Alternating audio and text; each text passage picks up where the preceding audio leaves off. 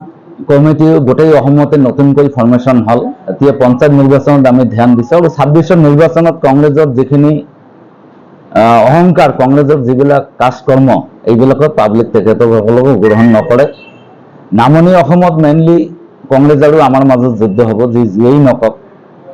এতিয়া AIDF-ক ভোট দিলে এটা লাভ আছে, এইকাৰণে AIDF-টো বিজেপিৰ লগত নাযায়, যিহেতু বিজেপি আৰু AIDF-ৰ আকাশ পাতাল পাৰ্থক্য, আৰু ইহঁতৰ আইডিঅলজিৰ লগত AIDF-ৰ আইডিঅলজি কেতিয়াও নিমিলিব আৰু মিলা নাই আৰু নিমিলে।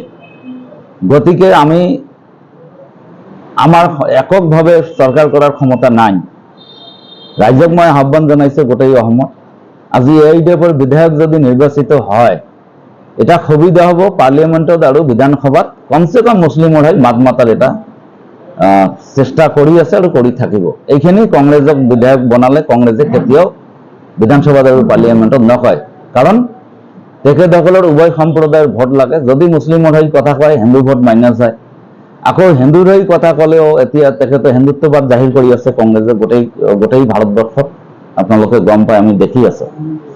গতিকে মই অসমৰ ৰাইজক খুব চিন্তা চৰ্চাৰে, যিহেতু আমালোকৰ সমস্যা আছে, গৰাখহনীয়া, বানপানী, চৰ চাপৰিৰ ইনফ্ৰাষ্ট্ৰাকচাৰ ডেভেলপমেণ্ট আৰু উচ্ছেদ আৰু অন্যান্য লেণ্ড পলিচিৰ যিখিনি সমস্যা আছে, এইখিনি মোকাবিলা কৰিবলৈ AIDF-ক লাগিব।